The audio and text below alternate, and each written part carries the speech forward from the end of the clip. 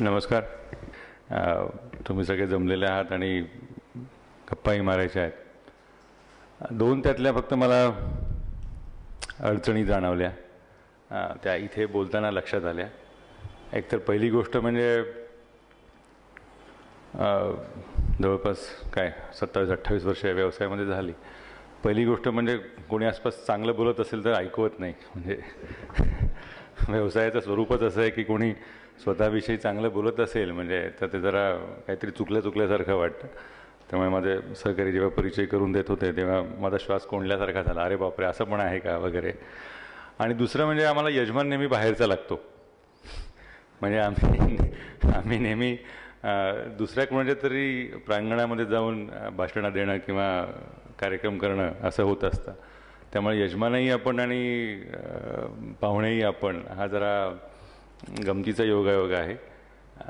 तो जो जॉर्ज यांच्या कल्पनेने आपण तो घडवून आणला. म्हणजे व्यक्तिगत पातळीवर आपण सगळे मराठी पार्श्वभूमी असलेले आहात. म्हणजे गमतीचं उदाहरण द्यायचं झालं तर म्हणजे 10, 11 किंवा 21 हा जो कुठला भाद्रपदातला गणपतीचा काळ असतो, त्या गणपतीच्या काळामध्ये पूजेतलीच मूर्ती मैरपीमध्ये आणून बसवावी अशा स्वरूपाचा असा एक गमतीचा योगायोग. म्हणजे तो फक्त योगायोगापुरताच, गणपतीचा तसा काही संबंध नाही. तर तो जुळवून आणला. आपणही सगळे आलात याबद्दल मी मनापासून आभार मानतो. खरं म्हणजे तुमचा आणि आमचा एका अर्थाने समांतर धागा असतो, समांतर मार्ग असतो. हल्ली तर तो नको इतका समांतर झालेला आहे. खरं म्हणजे बातमी कुठली आणि जाहिरात कुठली हेच कळत नाही हल्ली. म्हणजे आमच्या पेपरविषयी म्हणत नाही आहे, अर्थातच हे सांगायची गरज नाही आहे. पूर्वी बातमीच्या जागेला काही किंमत होती, एक मान्यता होती.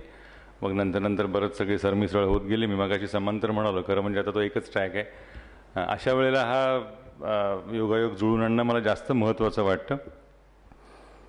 याचं कारण असं की जसं मगाशी म्हणालो, तुमचं आमचं काम तसं एकच असतं. फरक असला तर थोडासा एवढाच असतो की जो कोण आयोजक किंवा यजमान किंवा जो कोण मुख्य असेल त्याला जे काय दाखवायला आवडेल ते दाखवणं तुमचं काम आहे, आणि जे दाखवायला आवडणार नाही ते दाखवणं हे आमचं काम असतं. त्यामुळे हा एक छान योगायोग मला असा वाटतो. म्हणजे पत्रकारितेच्या अभ्यासक्रमामध्ये शिकत असताना पुढे जेव्हा 98 साली ब्रिटिश सरकारची शिष्यवृत्ती मिळाली तेव्हा गार्डियनचा संपादक माझा मेंटॉर होता. लंडनला तिथे काम करत असताना त्याचं बोट धरून पत्रकारिता करत होतो आम्ही सगळे. तर त्यांनी पत्रकारितेची खूप व्याख्या एक छान केली. म्हणजे ती व्याख्या मला इथल्या व्यवसायात शिकत असताना आढळली नाही. ती व्याख्या नंतर माझ्या व्यवसायाचा एक आत्मा म्हणता येईल अशा स्वरूपाची ती व्याख्या आहे. तो असं म्हणाला होता, त्यांनी नंतर त्या पुस्तकामध्ये त्याच्या लिहिलं, whatever being suppressed is news. खूप छान सोपी व्याख्या केली. म्हणजे आपल्याकडच्या व्याख्या कशा असतात की न्यूज म्हणजे काय, नॉर्थ ईस्ट वेस्ट साऊथ वगैरे वगैरे चारी दिशांनी येणारी म्हणजे बातमी. किंवा बातमी कशाला म्हणायचं तर कुत्रा माणसाला चावला तर बातमी नाही, पण माणूस कुत्र्याला चावला तर बातमी वगैरे वगैरे, या सगळ्या आपल्याकडच्या व्याख्या होत्या. खूप अशा आपल्या ढगळ झब्ब्यासारख्या सैल वगैरे अशा स्वरूपाच्या. पण ब्रिटिश पद्धतीप्रमाणे याने अगदी अशी नेमकी अशी व्याख्या केली की whatever being suppressed is news, rest all is advertisement. तर त्या अर्थाने रेस्ट ऑल या चांगल्या कॅटेगरीतले, या वर्गवारीतले तुम्ही सगळे, आणि व्हॉट एव्हर बिंग सप्रेस, ते सप्रेस राहू नये या व्यवसायाचा भाग असलेले आम्ही, असा हा एक छान योग मला वाटतो. हे आमचं असं का होतं हा सुद्धा एक मला असं वाटतं तुम्ही समजून घ्यावा असा एक मुद्दा आहे. की म्हणजे जितकं सगळं चांगलं चाललेलं असताना आम्ही भलतंच काहीतरी लिहितो, हा वाईट आहे, तो गाढव आहे, मग तो त्याने किती गोंधळ केला, किती घोटाळा केला वगैरे वगैरे. आणि आम्हाला असंच म्हणायची सवय लागलेली असते, राजकीय असेल किंवा अन्य काही कुठल्या बातम्या असतील. हे असं का होतं तर आचार्य अत्रे आपल्या सगळ्यांना कदाचित माहिती असतील, त्यांनी याचं खूप सुंदर असं मार्मिक विश्लेषण करून ठेवलेलं आहे. ते असं ते इथे मला सांगावं असं का वाटतं, तर ते पुन्हा एकदा तुमच्या आणि आमच्या या व्यवसायाशी निगडीत आहे. तर ते असं की आचार्य यांनी त्यांच्या छान सुंदर भाषाशैलीमध्ये त्याचं वर्णन करून ठेवलं आहे की एक छान बैठक चालू आहे, गाण्याची असेल किंवा निसर्गात काहीतरी मृग नक्षत्र लागलं, पाऊस पडतोय, काळे ढग भरून आलेले आहेत आणि मोर त्या वातावरणामध्ये सुंदर आनंदाने नाचतोय. तो सगळा त्याचा रंगाचा विभ्रम, त्याचं नृत्य कौशल्य आणि निसर्गाचा सगळा तो आविष्कार असे बघण्यात दंग झालेले आहेत सगळे जग. अरे काय सुंदर, मोर नाचताना आपण सहसा बघितलेला नसतोच किंवा नवरंग किंवा नटरंग सिनेमामध्ये वगैरे तो असेल तेवढा पुरताच. तर आचार्य अत्रे असं म्हणाले की हा मोर नाचतोय, इतकं सुंदर वातावरण आहे आणि अख्खं जे कोण तिथे 25, 30, 50 जे काही प्रेक्षक असतील ते या मोराच्या नर्तनाकडे इतकं देहभान हरपून बघतायत. आणि त्याच वेळेला ते आचार्य अत्रे असं म्हणतात की त्यावेळेला पत्रकार नावाचा जो काही इसम आहे हा मोराच्या किंवा रंगमंचाच्या मागच्या बाजूला आहे. त्यामुळे होतं काय की लोकांना छान मोराचा पिसारा दिसत असतो, त्याच वेळेला पत्रकार या जमातीला त्याचा उघडा पार्श्वभाग दिसत असतो. हा त्या व्यवसायाचा भाग आहे, आमची जागाच तिकडे निश्चित झालेली आहे, त्यामुळे आम्ही काही करू शकत नाही. तेच दिसत असतं, त्यामुळे तेच दाखवणं हे कर्तव्य असतं. आणि जेव्हा निवडणुका वगैरे येतात त्यावेळेला हे कर्तव्य आमचं जास्त उफाळून येतं. म्हणजे मध्यंतरी पुण्याला जर्नलिझमच्या मुलांसमोर व्याख्यान झालं होतं, त्यांनी काही 4-5 अग्रलेखांचा हवाला दिला आणि ते म्हणाला हे सगळं वाचून आमचा गोंधळ असा झाला आहे की नक्की मत कुणाला द्यावं हेच कळत नाही. म्हटलं तोच व्हावा अशी माझी इच्छा आहे. याचं कारण असं की काय काय कुणी करू नये हे सांगणं म्हटलं माझं कर्तव्य ठरतं, त्याप्रमाणे आम्ही करत गेलेलो आहोत. तर या पार्श्वभूमीवरती आपण पहिल्यांदा भेटतोय आणि निवडणुका हा विषय आहे, त्यामुळे राजकीय भाकीत वगैरे वगैरे हा मुद्दा येईल, कोण सत्तेवर येईल कोण नाही येणार वगैरे असे मुद्दे अर्थातच मनामध्ये असतील. या सगळ्याची सुरुवात जर तुम्ही बघितलीत ना, NDTVचा जन्म, प्रणब रॉय यांचं येणं वगैरे वगैरे या काळात ती सुरुवात झाली होती. सेफॉलॉजी असं एक नवीन शास्त्र विकसित झालं होतं. त्याच्यानंतर अनेक जण स्वतःला सेफॉलॉजिस्ट वगैरे म्हणून घ्यायला लागले. म्हणजे पर्यावरण तज्ज्ञ म्हणण्यासाठी जशी काही पदवी नसते तसं सेफॉलॉजीसाठी काही पदवी आपल्याकडे नसते. म्हणजे 4 निवडणुकींचं विश्लेषण केलं किंवा एक्सेल शीटवरनं त्याचं ॲनालिसिस केलं की आपण निवडणूक तज्ज्ञ म्हणून घेतो आणि मग चॅनलवर आपण दिसू लागतो, असं एक साधारणपणे स्वरूप असतं.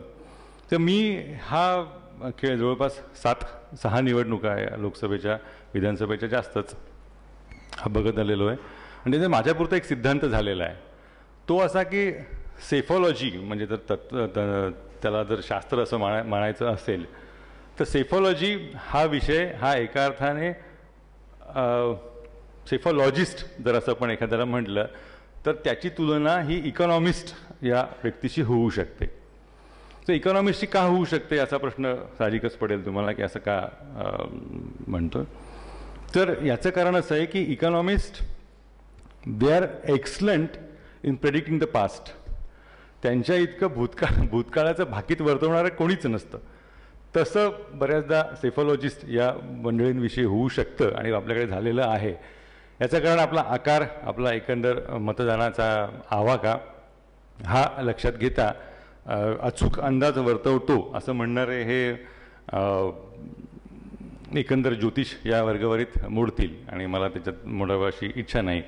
त्यामुळे देशाचा एकंदर आकार, राजकीय परिस्थिती अशी लक्षात घेता पुढे काय वाढून ठेवलं आहे याचा फक्त आपल्यासमोर एक आढावा घ्यावा असं मला या निमित्तानं वाटतं.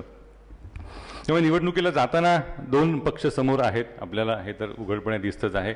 एक काँग्रेसचा असेल आणि भाजपचा, आणि हे दोघे स्वतःला राष्ट्रीय म्हणून घेतात. म्हणजे तसं बघायला गेलं तुम्ही तर म्हणजे कदाचित माहिती असेल तुम्हाला, कदाचित नसेलही, जवळपास 545 पैकी 200 जागा अशा आहेत, 200 खूप छोटा आकडा नाही आहे, की ज्या जागांवरती या दोन्ही पक्षांपैकी एकाचा काही संबंधच नाही आहे. म्हणजे या पक्षाच्या त्या 200 जागांमधल्या कुठल्याच जागेवरती काहीच स्थान नाही आहे किंवा त्या पक्षाचं सुद्धा काहीच स्थान नाही आहे. म्हणजे राहिला प्रश्न हा 345 जागांचा फक्त प्रश्न राहिलेला आहे. कारण देशाचा एवढा मोठा आकार, एवढ्या सगळ्या जागा, त्याची परिस्थिती काय? तुम्ही लोकसंख्येच्या अंगाने जर गेलात तर उत्तर प्रदेश आणि महाराष्ट्र ही 2 राज्य जरी एकत्र केलीत तर जवळपास 25% देश पूर्णपणे आपण कब्जात घेतला असं म्हणता येऊ शकेल. या 80 जागा महाराष्ट्रातल्या लोकसंख्येच्या आकाराने म्हणतोय, उत्तर प्रदेशमधल्या महाराष्ट्रातल्या 48 नंबर 2चं राज्य आहे. या पद्धतीनं तुम्ही विचार करू लागला तर तुम्हाला 10 राज्य फक्त महत्त्वाची ठरतात ज्यांना निवडणुकीसाठी सत्तेवर यायचं असेल त्याला. त्या 10 राज्यांमधली परिस्थिती काय, म्हणजे उत्तर प्रदेश असेल, मग त्याच्या पाठोपाठ महाराष्ट्र येईल, मग बिहार, आंध्र प्रदेश, बंगाल, एकच 42 जागा या दोन्ही राज्यांमध्ये आहेत. तुम्ही असं वरपासनं खालपर्यंत आपण जसं जात जाऊ त्यावेळेला अशी एक गमतीशीर परिस्थिती निर्माण होते की अरे हे असं आहे, हे असं आहे, मग हे नक्की जमतं कसं सगळं. हा प्रश्न मला खूप महत्त्वाचा वाटतो आणि या पार्श्वभूमीवर जास्त महत्त्वाचा वाटतो कारण भारतासारखा खंडप्राय देश जेव्हा निवडणुकीला सामोरं जातो म्हणजे धक्का बसावी अशी आकडेवारी, म्हणजे 81 कोटी 80 लाख मतदार या नवीन नोंदले गेलेले आहेत. 81 कोटी म्हणजे संपूर्ण युरोप खंडाची लोकसंख्यासुद्धा नसेल. म्हणजे इतके प्रचंड मतदार या एका देशामध्ये आपल्या, त्यातले 50% जरी मतदान केलं असं आपण गृहीत धरलं तरी 40 कोटी लोक मतदान करणार आहेत. हे भीषण आहे. म्हणजे हे आकडेवारीच्या अर्थाने इतका मोठा आवाका, अमेरिकेची लोकसंख्या 45 कोटी, अख्खा युरोप साधारण त्याच आकाराचा, म्हणजे त्या देशांच्या आकारापेक्षा आपले मतदार जास्त आहेत. इतक्या मोठ्या प्रमाणावरती आपण हा सगळा खेळ खेळत असतो आणि तरी त्या अर्थाने बघायला गेलं तर प्रातिनिधिक म्हणता येईल अशी लोकशाही आपल्याकडे आहे असं 100% आपल्याला म्हणता येणार नाही. आम्हाला पुण्याला पत्रकारितेच्या अभ्यासक्रमामध्ये लुना गोखले नावाचे एक जुने पत्रकार शिकवायला होते. संगोराम यांना ते माहीत असतील. केसरीमध्ये ते काम करणारे होते आणि केसरीचा जो जुना वैभवाचा काळ सरता सरता त्यांनी त्या काळात केसरीमध्ये काम केलं होतं आणि नंतर अन्यत्र कुठे कुठे काम करत होते. तर त्यांचे अनुभव या अर्थाने ते आम्हाला पत्रकारितेला शिकवायला यायचे की एखादं आमच्यासाठी सत्र ते राजकीय पत्रकारिता या विषयावर घ्यायचे. त्यांचं ठरलेलं वाक्य होतं ते अनेकदा दरवर्षीच्या नवीन तुकडीला तेवढ्याच उत्साहानं ते वाक्य सांगायचे. ते म्हणाले की पत्रकार व्हाल आता शाणे समजायला लागेल स्वतःला आणि मग आपल्याला सगळं कळतं असं वाटायला लागेल, मग तुम्ही हा चांगला तो वाईट असं या पद्धतीनं लिहू लागाल. तर ते म्हणायचे की एक फक्त गोष्ट तुम्ही लक्षात ठेवा, राजकीय बातमीदारी करत असाल तर लोकांना निवडीचा अधिकार खूप मर्यादित आहे. तर मर्यादित म्हणजे कसा, आता एक तर पहिली गोष्ट म्हणजे उमेदवार कोण द्यावा हे काही लोक ठरवत नाहीत. म्हणजे अमेरिकेमध्ये डेमोक्रॅट्स किंवा रिपब्लिकन्सचा अध्यक्षपदाचा उमेदवार कोण असायला हवा याच्यावरनं मतदान होतं. आपल्याकडे ते एक नसतं. परत मतदान करणारे एकंदर किती असतात हा एक दुसरा मुद्दा. तिसरा मुद्दा असा की आपल्याकडे प्राधान्यक्रमाने मतं नसतात. म्हणजे नंबर 1चं मत मला याला द्यायचं आहे, नंबर 2चं त्याला द्यायचं आहे असं नसतं. हे सगळं तांत्रिक सगळं सांगून झालं की ते म्हणाले की सगळ्यात मोठी अडचण ही आहे की आपल्याकडे मतदारांना 2च पर्याय असतात. तर कुठले 2 पर्याय असतात, तर एक हलकट आणि दुसरा पाजी. हे असं अधिकृतपणे ते वर्गात म्हणायचे. त्यामुळे कुठल्याही पक्षाचं सरकार यावं, कुठल्याही राजकीय पद्धती असू द्यात, किती राजकीय पक्ष रिंगणामध्ये असू द्यात, मतदारांना 2च पर्याय असतात, एक हलकट आणि एक पाजी.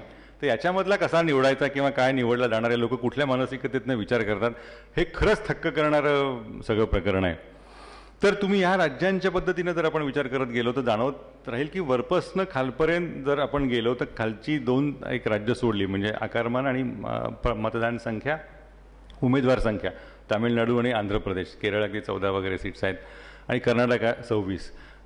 तर बाकीची 10 राज्य ही मध्यभागातली अशी, देशाच्या मध्यभागातली अशी राज्य आहेत. ही 10 राज्य आणि बाकीची 28 म्हणजे आता 29वा जन्माला येईल तेलुगू देसम, आंध्र प्रदेशची विभागणी करून नवीन जन्माला येणारं तेलंगणाचं राज्य. तर ही राज्य ही संपूर्ण देशाची रचना ठरवणार आहेत. त्या राज्यांमधली परिस्थिती काय आहे हा एक मोठा गमतीचा विषय आहे. विशेषतः 4 राज्यांच्या पार्श्वभूमीवरती ते खूप महत्त्वाचं ठरेल. 4 राज्यांच्या निवडणुका झाल्या काही 4 महिन्यापूर्वी, त्या महत्त्वाच्या निवडणुका झाल्या छत्तीसगड, मध्य प्रदेश वगैरे वगैरे वगैरे. आणि त्या राज्यात खूप सत्ता बदल झाला, सत्ता पालट झाला, त्याच्याविषयी आपण खूप वाचलं. तर त्याच्यामुळे तो अन्य राज्यात सुद्धा होईल का अशी एक त्याचं प्रतिबिंब अन्यत्र पडेल का हा एक अनेकांच्या कुतूहलाचा विषय असतो. ही 4 राज्य पकडली तर 72 लोकसभेच्या निवडणुकीच्या जागा आहेत. म्हणजे महत्त्वाच्या किती ठरणार आहेत तर साधारण 325 महत्त्वाच्या ठरणार आहेत. त्यातल्या 72 या 4 राज्यांमध्ये आहेत. राहिलेल्यांमध्ये मग 48 महाराष्ट्र आहे, उत्तर प्रदेश 80 आहे, 42 आंध्र प्रदेश आहे, 42 पश्चिम बंगाल आहे. हे महत्त्वाचा त्यातला वाटा आणि त्याच्या पाठोपाठ बिहारचा. तर ह्या 4 राज्यांमध्ये बाकीच्या पक्षांची जर अवस्था तुम्ही बघायला गेलात तर काय आहे हा जर प्रश्न विचारला तर थोडंसं स्वतःलाच प्रश्न पडू शकतो की बाबा खरोखर काय आहे. तामिळनाडू राज्य हे कधी अम्मा किंवा कधी करुणानिधी यांना आंदण दिल्यासारखं एकदा हे असतात किंवा एकदा ते असतात. त्याच्यामुळे अन्य पक्षांना, राष्ट्रीय पक्षांना तिथे अजिबातच स्थान नाही आहे. पश्चिम बंगालमध्ये 42च्या 42 या कम्युनिस्टांचा तरी एक प्रश्न असतो किंवा आता कम्युनिस्टांमधल्याच म्हणजे आपण अजूनही विरोधी पक्षातच आहोत अशा वागणाऱ्या मुख्यमंत्री ममता बॅनर्जी यांचा सरकारचा एक डाव आहे. त्यामुळे तिथे त्याला काँग्रेसला स्थान नाही, तिथे भाजपला स्थान नाही आहे. तर ही राज्य काढून टाका. आता राहिलं कर्नाटक. कर्नाटकामध्ये पुन्हा काँग्रेस भाजप हा एक मोठा संघर्षाचा विषय येतोय. महाराष्ट्र हा अतिशय महत्त्वाचा ठरेल कारण 48 जागा आहेत. पण महाराष्ट्राचं एक दुर्दैव असतं की सगळ्याच मराठी माणसाचं दुर्दैव असतं त्याप्रमाणे की महाराष्ट्रातल्या 5 पैकी 3 किंवा 4 प्रमुख पक्षांना महाराष्ट्रातच रस आहे. म्हणजे ते गड्या आपुला गाव बरा नावाची एक जुनी कविता अनेकांना आठवत असेल. तर दिल्लीत जाण्यात कोणालाच रस नाही. म्हणजे ते तिथे कुठे जा, ते दिल्लीत राहा, कोणी ओळखत नाही आपल्याला. इथेपेक्षा इथे बरं टकेगिरी करत राहता येतं, मजा करता येते. त्यामुळे महाराष्ट्रातले एक काँग्रेस आणि भाजपचा ते सुद्धा अपरिहार्यता या अर्थाने सोडलं तर बाकीच्या सगळ्यांना रस आहे तो विधानसभेमध्ये. त्यामुळे ते सगळे पक्ष, मग त्याच्यामध्ये शिवसेना आली, राष्ट्रवादी काँग्रेस आली, अर्धा मनसे आला. अर्धा मनसे अशा अर्थाने की मनसे मुळात अर्धाच आहे या क्षणाला, त्यामुळे मनसे आला. तर हे पेशव्यांच्या काळामध्ये 3.5 शहाणे होते, तर आजच्या काळामध्ये साधारण 2.5 शहाणे आपल्या महाराष्ट्रामध्ये आहेत असं म्हणायला हरकत नाही. तर हे सगळे शहाणे महाराष्ट्राच्या विधानसभेवरती लक्ष केंद्रित करून आहेत. त्यामुळे त्यांना जे काही करायचं आहे ते महाराष्ट्रामध्ये लक्ष ठेवून करायचं आहे. लोकसभेचा निकाल असा लागायला हवा की ज्याचा फायदा पुढच्या विधानसभा निवडणुकीमध्ये होईल. तर यातला अर्थातच सगळ्यात महत्त्वाचा खेळाडू म्हणजे शरद पवार. सगळ्यांना म्हणजे बॉलिवूडविषयी जेवढं मत कुणाचं नसेल ना, म्हणजे बॉलिवूड हा विषय असा आहे की कुणाला काही ना काही बोलता येतच त्याच्यावरती. म्हणजे क्रिकेट आणि बॉलिवूड आणि मग तिसरा राजकारण, याच्यावरती 125 कोटी तज्ज्ञ आपल्या देशामध्ये आहेत हे तुम्हाला सगळ्यांना माहितीच आहे. म्हणजे माझ्या मित्राचे वडील एकदा सांगत होते, आम्ही घरी मॅच बघत होतो त्यावेळेला घरात सगळ्यांच्या टी व्ही नसायचा, आम्ही एकाच मित्राच्या घरी जाऊन टी व्ही बघायचो. त्याच्याकडे टी व्ही होता, त्याचे वडील त्यावेळेला एअर इंडियामध्ये होते. त्यावेळेला एअर इंडियामध्ये करत काय होते ते माहीत नाही, पण एअर इंडियामध्ये म्हणजे विमानात जात असणार असं आपल्याला वाटतं. असं तर मध्यमवर्गीय संकल्पनांचा भाग आहे. तर त्यांच्या घरीच टी व्ही होता.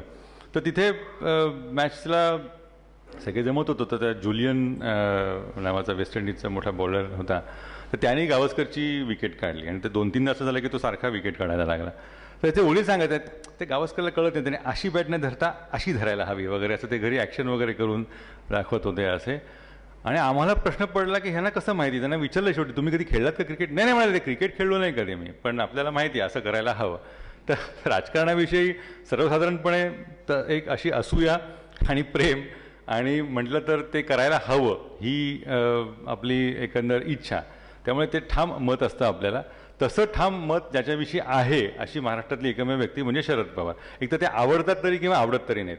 म्हणजे 100% लोकांना म्हटलं ते एक वर्ग त्यातला असा येईल की नाही यांच्या इतका थोर नेता नाही असं म्हणेल, आणि दुसरा म्हणाल की यांच्या इतका चोर नेता नाही. अशात ते मत विभागलेलं जात असतं. आणि त्यामुळे त्यांची राजकीय ताकद ही आहे त्यापेक्षा नेहमी फुलवून सांगायची महाराष्ट्रामध्ये पद्धत आहे. आणि त्याच्यामुळे होतं कसं की ते खूप मोठे त्यांच्या आकारापेक्षा खूप मोठे वाटत आहेत, त्याच्यात शंकाच नाही आहे. पण 6-7 निवडणुका महाराष्ट्रातल्या पाहिल्यानंतर, एवढ्या वर्ष उमेदवारी पत्रकारितेत केल्यानंतर एक माझा सिद्धांत अगदी ठाम झालेला आहे. तो म्हणजे पवारांचं कौशल्य आहे हे तुम्हाला किंवा मला निवडून आणण्यामध्ये नाही आहे. पवारांचं कौशल्य आहे की पाडण्यामध्ये आहे. ते म्हणजे मी कसा कोणाला पाडू शकतो हे त्यांच्या ताकदीचं वैशिष्ट्य आहे. म्हणजे आता असायला हवं का नको हा वेगळा मुद्दा. म्हणजे डॉक्टरचं कौशल्य मी किती त्याला उत्तमपणे मारला असं म्हणण्यामध्ये नाही, मी त्याला बरा केला असं असायला हवं ना. पण ते यांच्या बाबतीत तसं नाही. याला काय उत्तमपणे मरण आणलं मी त्याला असं असावं का, वैयक्तिक मुद्दा झाला हा. पण त्यांचं तसं आहे. त्यामुळे त्यांचा खेळ हा महाराष्ट्रात खूप महत्त्वाचा ठरणार आहे. कारण काँग्रेस जर महाराष्ट्रामध्ये महत्त्वाची सत्ता म्हणून निवडून आली, जास्त उमेदवार काँग्रेसचे निवडून आले, तर त्याचा थेट परिणाम पृथ्वीराज चव्हाण यांच्या एकंदर राजकीय आयुष्याविषयी होणार आहे. तर त्यांना जास्त काळ शेवटपर्यंत संधी मिळेल सत्तेवर राहायची, ऑक्टोबरपर्यंत सत्तेवर राहायची संधी मिळेल. तसं झालं तर अनेक प्रकल्पांना खीळ बसू शकेल.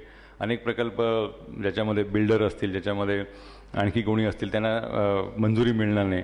त्यामुळे काँग्रेसचं नाक कसं कापलं जाईल हा संपूर्ण त्यांचा खेळाचा आत्मा असणार आहे. तीच गत मनसे आणि शिवसेना यांच्यामध्ये आहे. ते शिवसेना आणि मनसे आणि भाजप ही युती झाली नाही झाली तरी दोघांचा एकंदर कार्यक्रम पत्रिका तीच असणार आहे की याचं नाक कापायचं नाही. हे इतकं गमतीशीर आहे. आपल्यापैकी कोणी कोकणामधले असतील तर एका म्हणीची आठवण करून द्यायला हरकत नाही. कोकणातल्या माणसाला ती म्हण वाह्यात वाटणार नाही, पण कोकण बाह्य माणसाला ती जरा थोडीशी जास्त वाह्यात वाटू शकेल. ती म्हण कदाचित माहिती असेल नाही, कारण नवरा बायकोचं खूप भांडण होतं. नवरा बायकोवर खूप संतापतो आणि तो इतका संतापतो की हिला काहीतरी शिक्षा घडवायला हवी असं म्हणतो. तर शिक्षा घडवायची, बायकोला शिक्षा काय घडवणार, स्वतःचीच बायको होती.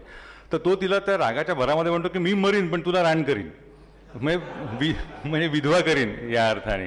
तिथे कोकणात त्याचा संदर्भ तसा आहे. तसं या पक्षांचं आहे की आम्ही हरू पण तुला येऊ देणार नाही. आणि ह्याचं प्रत्यय 1999च्या निवडणुकीमध्ये आला. शिवसेनेने ठरवून भाजपचे उमेदवार पाडले, भाजपने ठरवून शिवसेनेचे उमेदवार पाडले. त्यामुळे सत्ता येता येता 5-6 जागेनं सत्ता त्यांची चुकली. तोच खेळ या निवडणुकीत 100% होणार. कारण तुला मिळण्यामध्ये माझं म्हणजे पु ल देशपांडेने एके ठिकाणी छान नमूद केलेलं आहे की माणसाला सुख कशामध्ये असतं.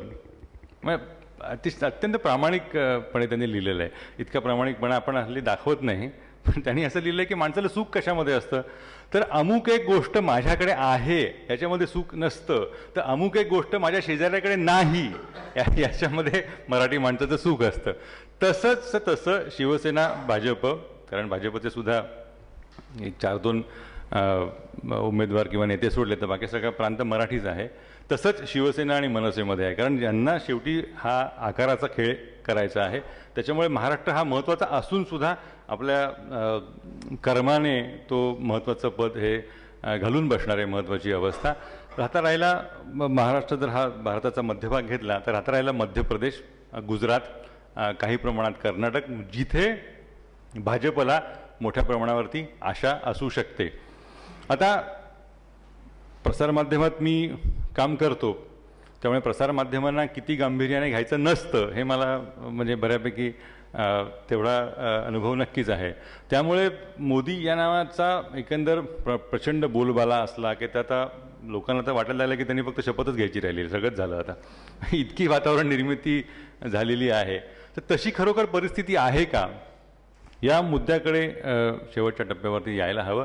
कारण तुम्ही राज्यांचा जर आढावा घेतला, शेवटी कसं आहे की एका पक्षाने पूर्णपणे ताकदीवर यावं अशी परिस्थिती नाही. तो काळ गेला आता. ते कुणाला ना कुणाचे खांदे घ्यावे लागणार, कुणाला ना कुणाचा हात घ्यावा लागणार, ते सगळे शिड्या एकमेकांच्या वापरत पुढे जावं लागणार. अशा वेळेला वापरण्यासाठी शिड्या तयार करणं हे कुठल्याही चांगल्या नेत्याचं कौतुक असतं, ते महत्त्वाचं असतं. जे कौशल्य अत्यंत समर्थपणे अटल बिहारी वाजपेयींनी दाखवलं.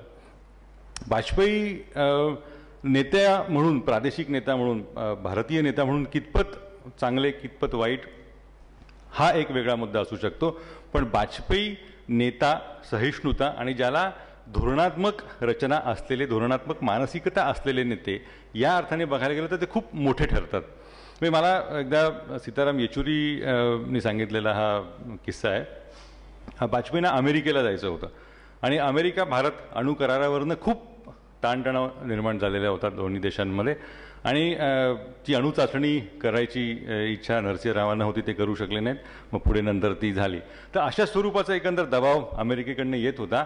त्यावेळेला अमेरिकेच्या विरोधात आवाज तयार होणं, भारतामध्ये अमेरिकेच्या विरोधात खूप नाराजी आहे याची वातावरण निर्मिती करण्याची खूप प्रचंड गरज होती.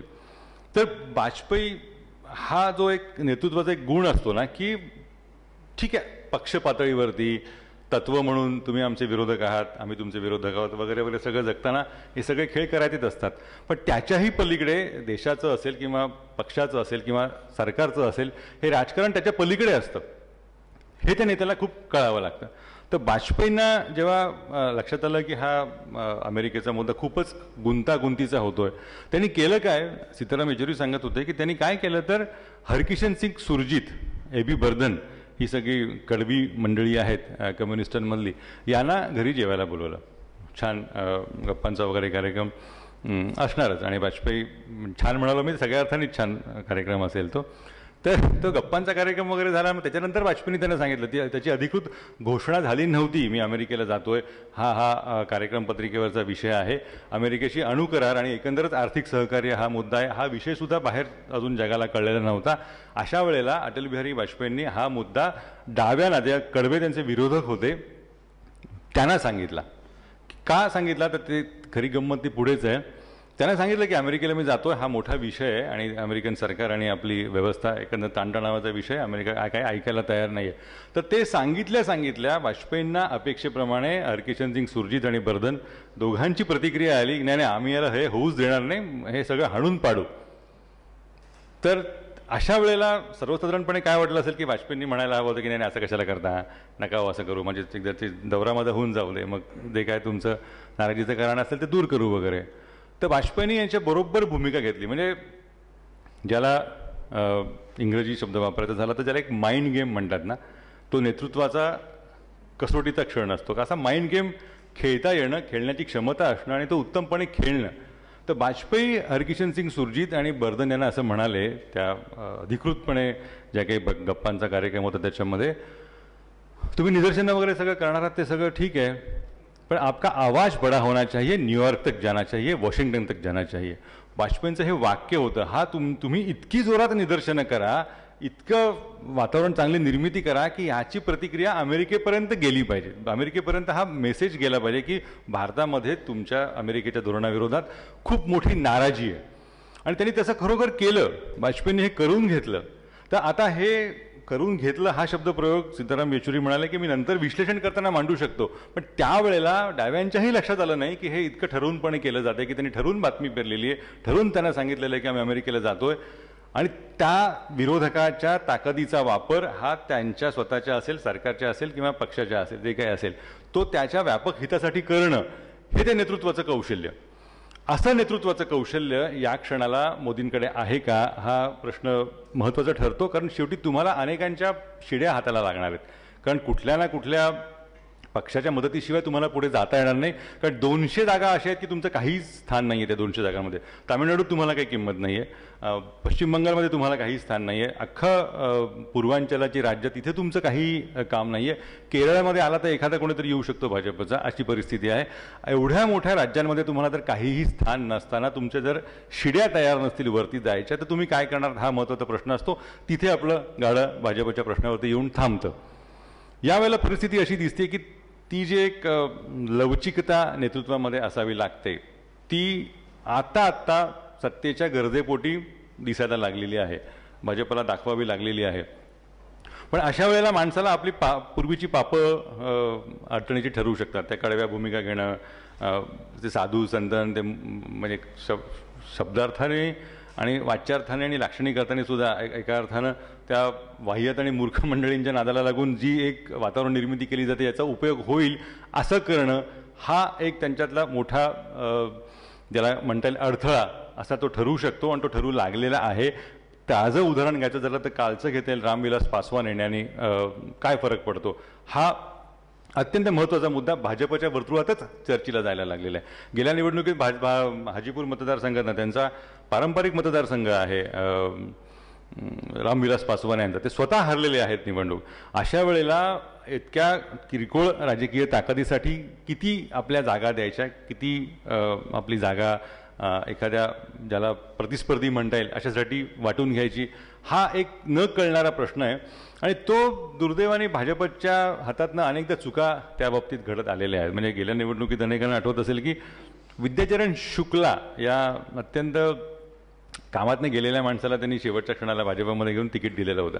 आता विद्याचरण शुक्लाने आणीबाणीमध्ये अटल बिहारी वाजपेयी आणि अडवाणींना तुरुंगात टाकलेलं होतं. अर्थात राजकारणामध्ये कोणीही कायमचा शत्रू मित्र नसतो हे जरी मान्य केलं तरीसुद्धा अमुक केल्याने तमुक फायदा होईल अशी जी एक समीकरणांची मांडणी करावी लागते ती या क्षणाला भाजपमध्ये करणारे, ज्याला राजकारणाच्या पलीकडे जाऊन विचार करणारे आहेत, ती माणसं खूप कमी दिसतात. त्याला त्यांच्या एकंदर चौकटीची मर्यादा असेल, पक्षाच्या विचाराच्या चौकटीची मर्यादा असेल. पण हा इथपर्यंत पण येऊन थांबायला हवं अशासाठी की एक आव्हानाचा जो भाग असेल ना तो इथून पुढे सुरू होतो. तो आव्हानांचा भाग काय असेल? मगाशी म्हणालो त्याप्रमाणे 81 कोटी मतदार आहेत, त्यातले जवळपास 22 कोटी पहिल्यांदा मतदान करणार आहेत, किंवा त्यातले म्हणजे 11 कोटी जवळपास हे मतदार असे आहेत, 11.5 कोटी, त्याचा 11 कोटी 58 लाख वगैरे असा तो आकडा असेल की त्यांना मतदानाचा हक्कच आत्ता पहिल्यांदा मिळालेला आहे. आणि त्याच्याशिवाय बाकीचे आहेत ते गेल्या वेळेला म्हणजे मतदानाच्या अधिकारापर्यंत जवळपास होते आणि करू शकले नाहीत तारखांमुळे वगैरे वगैरे अशा अर्थाने. जेव्हा ते 18 वर्षाचे वगैरे असतील, सुरुवात असेल, आणि आता 22 वर्षाचे 23 वर्षाचे झालेले असतील, असा जवळपास एवढा मोठा मतदारसंघांचा आकडा, या नवीन मतदारांचा आकडा या निवडणुकांमध्ये असणार आहे. तर खरी कसोटी असणार आहे ही याबाबत असणार आहे. आणि जर तुम्ही सरासरीनं जर बघायला गेलात ना तर ते खूपच गमतीशीर आहे. म्हणजे तुम्ही एकंदर मतदारसंघ, उपलब्ध मतदारसंघ आणि एकंदर नवीन मतदार यांची जर साधं अंकगणित आणि साधी बेरीज वजाबाकी केली तर लक्षात येतं की जवळपास प्रत्येक मतदारसंघामध्ये 90,000 नव्याने मतदार झालेले आहेत. हा प्रचंड मोठा आकडा आहे, हा प्रचंड मोठा आकडा आहे. लोकसभेच्या 545 मतदारसंघांमध्ये प्रत्येक मतदारसंघामध्ये सरासरी 90,000 मतदार नव्याने वाढलेले आहेत. हे 90,000 मतदार नुकतेच मिसरूड फुटलेले ज्याला म्हणता येतील अशा स्वरूपाचे आहेत. हे पहिल्यांदाच मतदान करणार आहेत. तर पहिल्यांदा मतदान करणाऱ्याचा उत्साह एक वेगळाच असतो, साहजिकच आहे. आपल्याला पहिल्यांदाच बोटाला शाई लागणार आहे, गंमत असते, मजा असते. त्यामुळे हा वर्ग मोठ्या प्रमाणावरती मतदान करायला जाणार आहे. या वर्गाचं काय होणार? आणि त्यातला दुसरा एक गमतीचा भाग असा की फक्त 18 ते 20 या वयोगटातले घेतलेत तर ती संख्या काहीतरी 43,000 44,000 प्रति मतदारसंघ अशी देशभरातनं जमते. हा आकडा आहे, हा 43,000 44,000 हा आकडा, हा गेल्या लोकसभा निवडणुकीतल्या निकालांच्या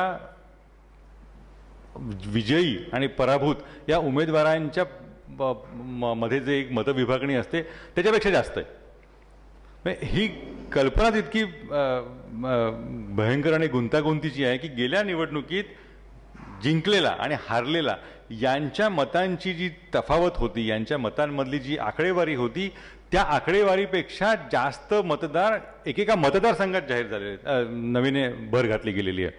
तर हा मतदार काय करणार? आता हा मतदार काय करणार या दोनच शक्यता आहेत. नव्याने मतदान करणारा आहे, हा पहिल्यांदाच मतदान करणारा नवीन वर्ग आहे. हा मतदार हा दोनच पद्धतीने विचार करणार.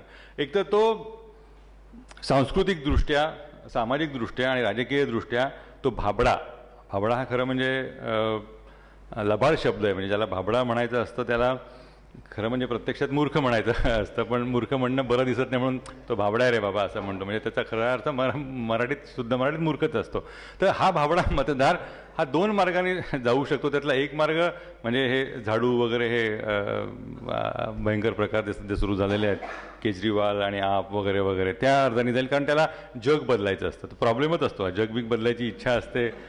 म्हणजे बाकी सगळं चालतं हो, पण ते 18 आणि 20 वर्षाच्या वयोगटामधल्या मुलांमध्ये, आणि खरंच गंभीर प्रॉब्लेम आहे हा. म्हणजे इतकी ती गंभीर समस्या आहे ना की आमच्याकडे नवीन नवीन उमेदवारांची भरती करायची असते, वार्ताहर किंवा या पदांसाठी येताना, तर ती किंवा तो जो कोणी येतो ना तो त्याला आवडतं काय किंवा करायला काय आवडेल ते सांगतच नाही. ते नंतर सांगतो, मग पहिलं करायचं काय, मला जग बदलायचं, म्हणजे ते नंतर बघू ना आपण, आहे भरपूर वेळ आहे आपल्याला.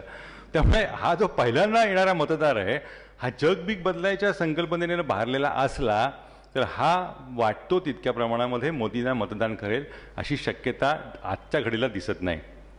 कारण त्याला ते पांढरी टोपी आणि ते चेतन भगत, म्हणजे तुमचं आवडतं म्हणजे ज्याला प्रतिरूप वगैरे म्हणता येईल ते चेतन भगत असेल तर आयुष्यात काही होऊ शकत नाही हो खरं म्हणजे. पण आहे, आता मोठा वर्ग आहे, त्याला आपण काही करू शकत नाही. तिथूनच सुरुवात होणार असेल तर शेवट कुठे होणार खरंच काळजी वाटते. पण तो मोठा वर्ग आहे, तर त्या वर्गाच्या जर स्वप्नांना, त्या वर्गाच्या एकंदर राजकीय समजीला जर फारसा त्याच्यामध्ये पूर्णपणे छेद देता येईल अशी जर मोदी यांची जी काही व्यक्तिमत्वाची जी तथाकथित जादू आहे ती जर दिसली नाही तर याच्यामध्ये मोठा वर्ग हा आपच्या दिशेने वळताना दिसतोय. वाईट आहे हे, पण ते सत्य आहे, त्याला नाकारता येत नाही. पण त्याच वेळेला दुसरा एक मुद्दा तो आवर्जून सांगायला हवा, तो गेल्या 4 राज्यातल्या निवडणुकात दिसला आणि तो मला असं वाटतं की खूप लक्षणीय मुद्दा आहे. तो मुद्दा असा की तोपर्यंत या 4 राज्यातल्या ज्या काही निवडणुका झाल्या, छत्तीसगड, मध्य प्रदेश वगैरे वगैरे वगैरे, राजस्थान, ह्या 4 राज्यांमध्ये निवडणुकात एक अतिशय सूक्ष्म बदल नोंदला गेला. तो फारसा चर्चेला गेला नाही. तो बदल असा होता की तोपर्यंत अदर्स इतर नावाने मतदारसंघातले जी पक्ष असतात त्यांच्या मतांच्या प्रमाणामध्ये मोठ्या प्रमाणावरती वाढ होत होती. म्हणजे कसं तर मग BSP असेल काही मतदारसंघांमध्ये, काही ठिकाणी समाजवादी पक्ष असेल, त्यांना 15%, 20%, 22% अशी इतकी मतं मिळालेली आहेत. निवडून आले न आले हा मुद्दा नंतरचा, पण एवढ्या मोठ्या प्रमाणावरती त्यांनी मतं घेतलेली आहेत. 4 राज्यातल्या निवडणुकांमध्ये पहिल्यांदा असं घडलं, पहिल्यांदा म्हणजे खरोखर देशाच्या गेल्या 20 वर्षाच्या इतिहासात पहिल्यांदा असं घडलं की 23% इतकी मतं ही इतर या वर्गवारीत जाणाऱ्या राजकीय पक्षांसाठी होती. ती धाडकन कोसळून फक्त 9% आली. म्हणजे 23%ना आत्तापर्यंत वाटत होतं हे बाकीचे जे छोटे मोठे आसपासचे पक्ष आहेत त्यांना संधी देऊन बघायला हवी असा वाटणारा 23% मतदारांचा वर्ग होता, तो एकदम कोसळून 9%वरती आला. मला असं वाटतं ही खूप मोठी लक्षणीय म्हणता येईल अशा स्वरूपाची घटना आहे. याचं कारण असं की आपल्या या प्रादेशिकतेच्या परिघामध्ये त्या राज्यांना, त्या प्रदेशांना, त्या पक्षांचंच इतकं मोठेपण वाटतं की त्या पक्षाच्या पलीकडे जग आहे, त्या पक्षाच्या पलीकडे विचार आहे हे दिसूच शकत नाही. तामिळनाडू याचं उत्तम उदाहरण आहे. श्रीलंकेत काय झालं ते काही का असे ना, आम्हाला तामिळनाडूत काय हवं अशीच एकंदर स्वरूपाची त्यांची दादागिरी असते. तशाच स्वरूपाचं उत्तर प्रदेशसारख्या राज्यामध्ये दिसतं की तिथे काही का होईना त्या आग्र्याच्या केसमध्ये आम्हाला हात लावू नका, BSPची तशी मागणी असते आणि माझ्या पोराचं राज्य भल्या पद्धतीनं चालू द्या ही समाजवादी पक्षाची तेवढीच त्यांची इच्छा असते. त्या प्रदेशांच्या बाहेर जाऊ शकणारे राजकीय पक्ष, त्या प्रदेशांच्या पलीकडे जाऊन विचार करणारे राजकीय परिघ असलेले पक्ष हे दुर्दैवाने फार नाही आहेत आपल्याकडे, नाहीच आहेत. म्हणजे 3च फक्त म्हणता येतील. एकदम डावे आहेत ते, एकदम उजवे म्हणता येतील असा भाजप, आणि या दोन्हीच्या मध्ये डावा का उजवा हे कळू नये अशा व्यवस्थेत असलेला काँग्रेस. हे 3 पक्ष सोडले तर अशी राजकीय व्यवस्था आपल्याला दिसत नाही की ज्यांना आंतरदेशीय, आंतरप्रांतीय त्यांना त्यांचा एकंदर बांधिलकी दिसते. हा जर कल तसाच राहिला, आणि मला असं वाटतं की व्यक्तिगत पातळीवरती वाटतं की तो राहील, याचं कारण असं की लोकांना कधी नव्हे ते लोक आर्थिक नजरेने विचार करायला लागले. मला हा बदल खूप महत्त्वाचा वाटतो की हल्ली पूर्वी सकाळी कार्यालयात जर लवकर आलं तर पहिले येणारे जे काही फोन असतात ना, तर अंकात काय चुका झाल्यात वगैरे याचं वर्णन करणारे असायचे. आता अगदी अलीकडेपर्यंतची तशी परिस्थिती होती. आणि तो गमतीचा भाग असा की तो कुठनं फोन आला हे कळतं आवाजावरनं माणसाच्या आणि त्याच्या सुरावरनं. मध्यंतरी असा एक फोन आला होता की घेतला, सकाळी लवकर आलो तो घ्यावा लागला. बाकी कोणीच सहकारी ऑफिसमध्ये नव्हते. काय सोन्याचा भाव किलोनी घ्यावं वाटतं सोनं आता. 100% खात्री झाली की हा फोन पुण्याहूनच आलेला असणार, कारण इतकं असं कोणी विचारूच शकत नाही. म्हणजे आपण त्याला काही विचारायला जातोय की बाबा रे काय तुमचं म्हणणं काय, आजोबा असणार वयाने, कारण सकाळी 9:30 वाजता पुढे फोन कोण करणार कामधाम सोडून.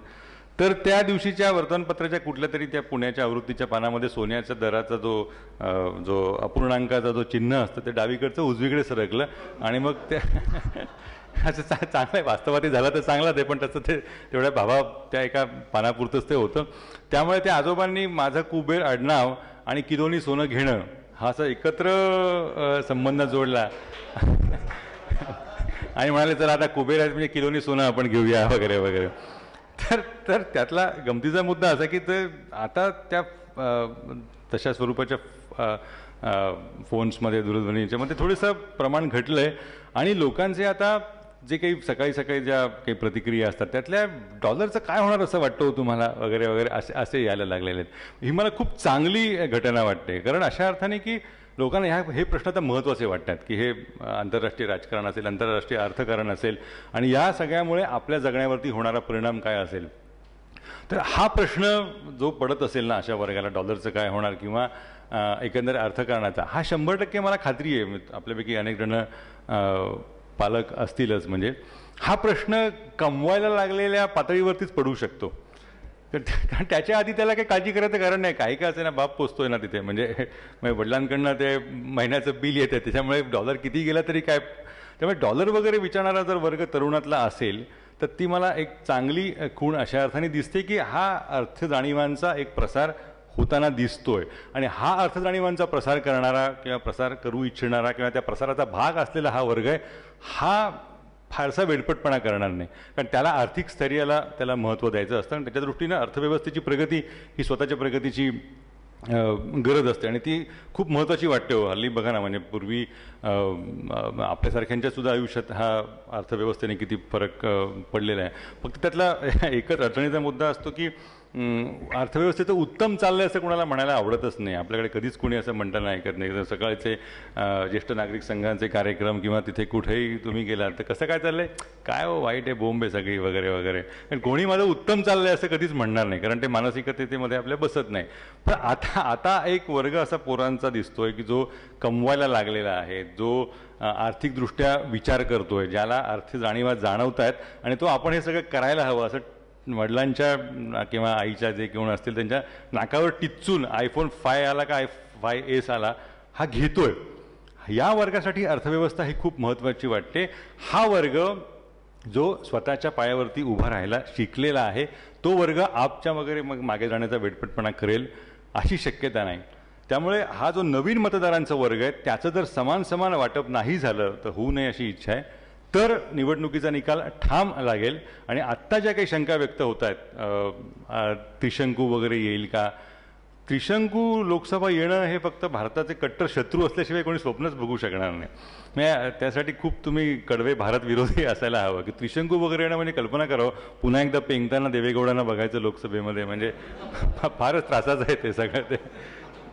तर अशा वेळेला हा वर्ग एक बदलाचा सामना करायला हवा किंवा बदलाला संधी द्यायला हवी या अर्थाने मतदान करेल हे उघडपणे जाणवतंय, उघडपणे दिसतंय.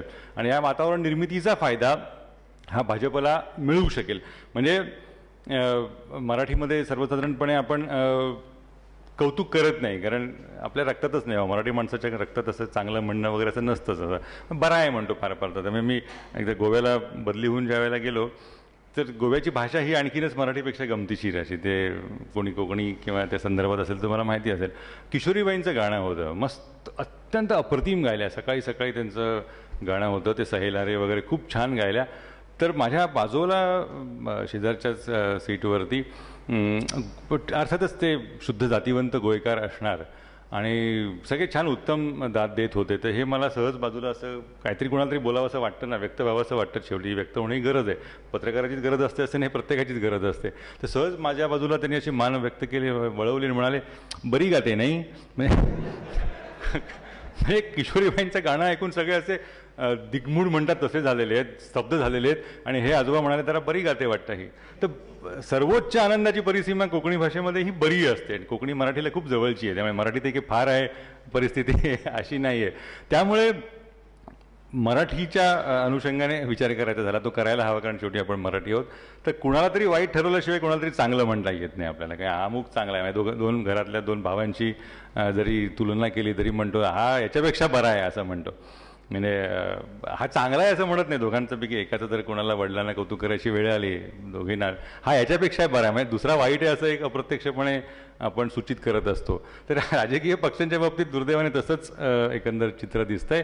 आणि त्या पद्धतीने म्हणजे शुद्ध मनाने आणि इकडे नाही तिकडे नाही अशा स्वरूपाचा जर विचार करत गेला तर ते दिसतंय असं की साधारण या सगळ्याला पूर्णपणे निर्णायक नेतृत्व देता येईल इतक्या स्वरूपाचं भाजपला मताधिक्य मिळवू शकेल. हा त्यातला अतिशय स्वच्छ म्हणता येईल अशा स्वरूपाचा निष्कर्ष आपल्याला काढायला हवा. तो काढायला हवा अशासाठी की मला वाटतंय या पातळीवरती नाही, कारण माझा ठाम समज आहे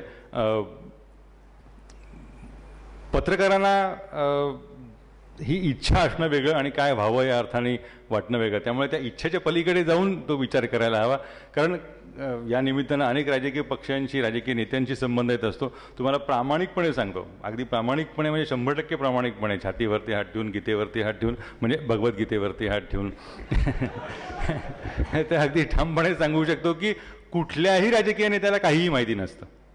शरद पवार जरी घेतले म्हणजे अशा अर्थाने की याच्यापेक्षा जास्त कोणी राजकीय असू शकत नाही त्या अर्थाने, तर शरद पवार जरी घेतले तरी ठामपणे हे होईल असं सांगता येईल अशी परिस्थिती नसते आणि प्रत्येक निवडणुकीतच ती बदलत असते. आणि आता तर जास्तच बदललेली आहे, कारण 90,000 प्रत्येक मतदारसंघात नवीन मतदार झालेले आहेत.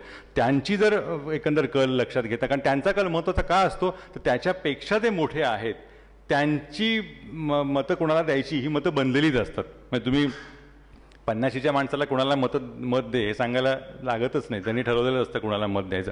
त्यामुळे हे जे नव्याने मतदार करणारे असतात हे यावेळेला कधी नव्हे ते महत्त्वाचे ठरतील. आणि ते महत्त्वाचे अशा अर्थाने आहेत की त्यांच्यावरती कुठल्याही राजघराण्याचं, कुठल्याही वैचारिकतेचं किंवा कुठल्याही वैचारिक ज्याला म्हणता येईल आणि सामाजिक म्हणता येईल अशा स्वरूपाच्या विचारांचं ओझं नाही. ही खऱ्या अर्थानं पहिली निवडणूक अशी असणार आहे की ही कुठलंही विचारांचं ओझं नसणारी पिढी मतदान करणार आहे. म्हणजे समाजवादी किंवा संघ किंवा आणखी काँग्रेस हे असे कुठलेही विचारांचं ओझं त्यांना नाही. आणि त्याच्याहीपेक्षा चांगली बाब अशी की साधी राहणी, उच्च विचारसरणी वगैरे असले बावळट तत्त्वज्ञान ही पिढी पाळत नाही. त्याच्यामुळे उत्तम राहायला जो देऊ शकेल, उत्तम व्यवस्था जो करू शकेल त्याला आपण मत द्यावं, कारण त्याच्यामुळे आपली अर्थव्यवस्था भली होऊ शकेल असा विचार ठामपणाने या मतदारांमध्ये दिसतोय.